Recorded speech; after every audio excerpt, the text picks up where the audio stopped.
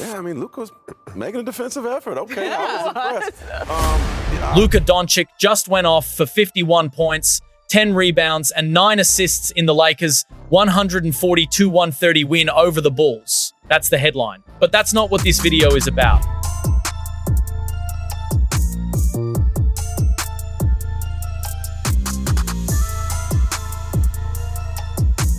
Let's take it back a few days. The Lakers are hosting the Minnesota Timberwolves team that was supposed to expose the Lakers' limitations. Instead, the Lakers came out and just took them apart. Luka drops a 31-point triple-double. Austin Reeves puts up 31 of his own 29 of them in the second half alone. And it wasn't even particularly close. And the whole time, LeBron James is sitting on the bench in street clothes. Now, there's a version of that sentence that sounds like a criticism of LeBron. That's not what this video is. LeBron James is one of the greatest basketball players who's ever lived. That's not even up for debate today.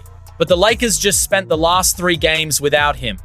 And in that stretch, they beat Minnesota. They held the New York Knicks to just 97 points. And all of a sudden, the Lakers are playing their best basketball of the season without LeBron on the floor. If you've been paying attention this season, you probably already know what the numbers I am about to tell you mean. Because the painfully obvious truth is, the Lakers have found their identity. Today, we're going to go through all of it. The stats, the lineup data, the defensive numbers. We're going to talk about what Luka Dončić and Austin Reeves are actually building Todjatharand, why it matters beyond just this season. We're going to get into the uncomfortable conversation nobody in LA really wants to have out loud, but I am sure many of us already know needs to happen, including what a realistic path forward looks like, and what this franchise could genuinely become if the front office is honest with itself and builds this thing properly going into 2026-27. So stick around, because the numbers here are genuinely wild. Before we get into the chemistry stuff we start talking about what Reeves is doing and why the 2-man game with Luka works why need to establish the baseline. Because the win-loss record without LeBron James this season is not something you can explain away with small sample size or soft scheduling. The gap is too big and too consistent. The Lakers are 26-18 when LeBron plays. That's a decent team. Maybe a 5 or 6 seed in the West if everything breaks right. But when LeBron sits, Taiva fits and Zeben. And it's not just the record. The advanced numbers are where it gets really uncomfortable. When Luka, LeBron, and Reeves all share the floor, the 3 players this organization is built around Lakers post a net rating of 9-8. 3 stars on the floor at the same time, and the team is getting beaten badly. That's a problem that shows up consistently across the whole season. Now flip it around. When Luka and Reeves play without LeBron, the net rating is plus 19-3. That's one of the best 2-man unit numbers in the entire league. The same 2 players who are part of that broken trio become one of the most dominant backcourt combinations in basketball. The moment LeBron is off the floor, the bump is instant. And the record when Dončić and Reeves run the offense without James, 10 wins, 2 losses. So why does the drop-off happen? The short answer is that basketball is about spacing, timing, and clarity. Knowing who has the ball, why they have it, and what the next red is going to be before the defense can react. When LeBron and Luka are both on the floor, you've got 2 players who are simply at their best when the entire game runs through them. It's not a flaw in either of them individually. It's just the reality of how they are wired as players. Hall of Famer Paul Pierce came out recently and said their skill sets are too repetitive. And as blunt as that sounds, he's essentially right. It's not a talent problem. It's a fit problem. 2 alpha ball handlers sharing 1 basketball, and the offense spending most of its time trying to accommodate both of them instead of just flowing naturally. When LeBron sits, the offense suddenly has 1 primary creator. The reads get cleaner. The pace picks up. And Austin Reeves can actually show you what he is instead of spending half his possessions standing in the corner waiting for something to develop. Well, getting to exactly what Reeves is doing without LeBron in a second. And the numbers are going to surprise you if you haven't been tracking them closely. But first, let's talk about the defensive transformation, because this is honestly the part of the story that most people are sleeping on. Coming into March, the Lakers ranked 22nd in defensive rating for the season, giving up 115. 3 points per game, that is not a playoff defense. That's a team that's going to get exposed the moment it faces a real offense. And the root cause wasn't hard to identify. When you're playing three players who all have defensive limitations in heavy minutes together, you end up hiding all three of them at once. And there's nowhere left to hide. LeBron at 41 is still remarkable by any human standard. But his lateral quickness isn't what it was, and teams know it. They hunt him in pick and rolls. They run their best guard directly at him. Luka has never been a stopper. And when you've got both of them on the floor together, you're asking Reeves to help compensate for two defensive liabilities at the same time. That's too much to ask for anyone. But when LeBron is out, you can slot Marcus Smart in at the 3 and bring Rui Hachimura into the starting 5. Suddenly you've got solid point of attack defenders on both wings, and the entire defensive structure changes. During the 3-game win streak without LeBron, the Lakers held opponents to 1-6, 7 points per game. They held the Knicks on a of the better offensive team 97. They held Anthony Edwards to 2 of 15 from the field. And when Luka and Reeves play without LeBron, the Lakers are posting a defensive rating of 111, which is top 10 in the league. That's a team playing with a defensive identity it simply cannot have when LeBron is in the rotation. Now, this is the part of the conversation that I think gets seriously undersold in most of the coverage. People are treating Austin Reeves' production without LeBron like it's a hot streak, like the schedule is soft, or the sample size is too small to mean anything. I want to push back on that. Because what we're watching is a player being given the right role for the first time on this roster and responding in a way that changes what you think the ceiling of this team can be. Without LeBron in the lineup this season, Reeves is averaging 28, 8 rebounds, 7, 8 assists per game across 16 games. That's a sustained run of production that would make him a legit all-star on most rosters in this league. Luka in that same sample, 35, 1 points, 9. 3 rebounds, 8, 4 assists. So you've got two players in the same backcourt, both producing at a level where either of them would comfortably be the first and second option on almost any other team in the NBA. And the reason it works is actually simple when you watch the film. Reeves is one of the best off-ball movers in the league. He's elite coming off screens. He reads the defense quickly.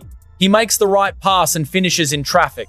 He doesn't need the ball to be effective, but he's more than capable of creating when it gets to him. That's the exact profile you want playing next to a ball-dominant superstar. He complements Luka rather than competing with him, just like Kyrie did in Dallas. And Luka clearly feels it. After the Knicks win, Dončić himself said, "Playing with him makes my life easy because he draws so much attention and helps others too." That's Luka telling you that Reeves is genuinely making him better. The two-man game these two run is already starting to look like a real offensive system rather than just improvisation. Luka brings the ball up, draws two defenders, swings it to Reeves coming off a drag screen or popping to the mid-post. Reeves either hits a clean look and scores, or finds the open man, or a cutting Luka. When teams try to front Reeves and take that pass away, Luka walks into an open pull-up 3. There's no good answer for the defense when both reads are that dangerous. It's pressure and release, same dynamic that makes elite backcourt pairings work across NBA history. And the thing that makes it genuinely exciting? We're barely scratching the surface of what these two can do together. They haven't even had an extended run as a duo. The reps aren't even there yet. The instincts are still developing.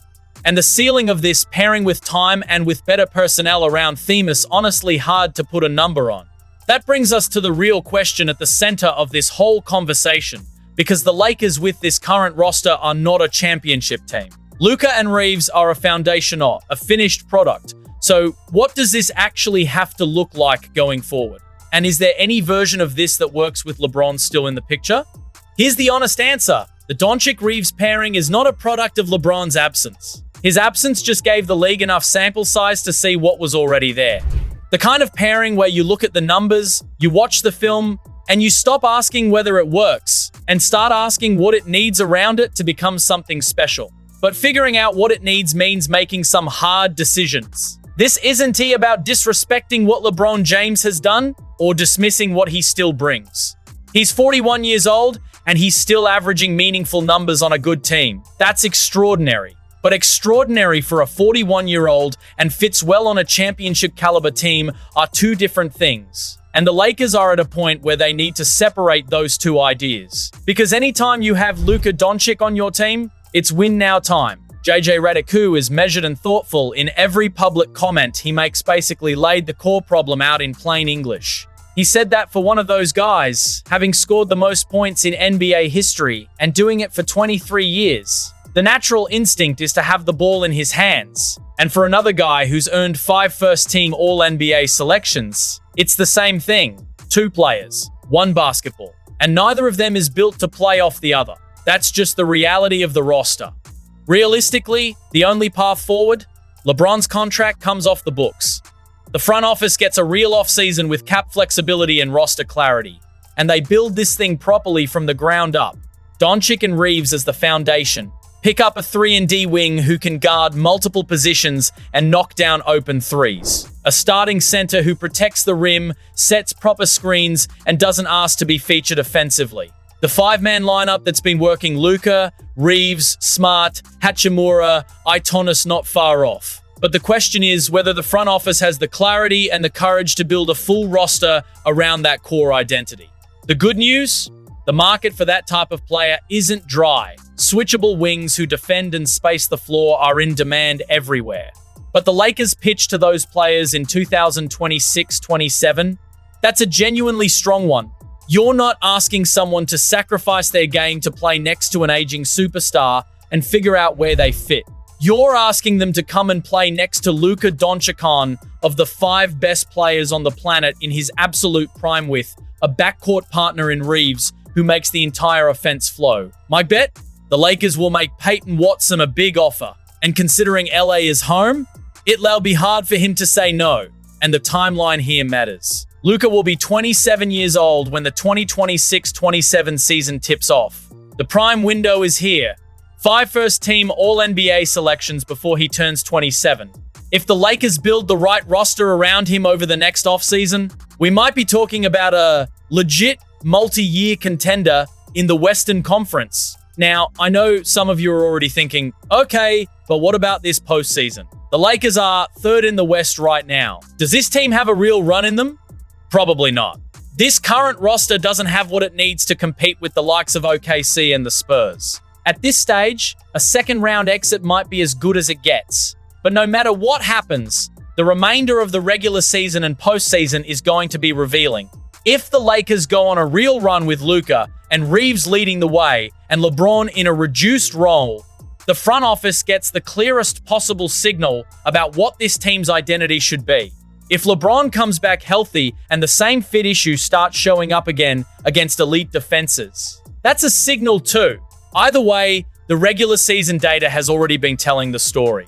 The Lakers have something real. It's a 26-year-old Slovenian who makes the game look effortless, paired with a kid from Arkansas who had to earn every single thing he's gotten in this league. That's the future. And the sooner this front office gets fully honest about that, the sooner this team stops being a franchise people find interesting and starts being one that they are genuinely afraid to play. Here's where I'll leave you on this.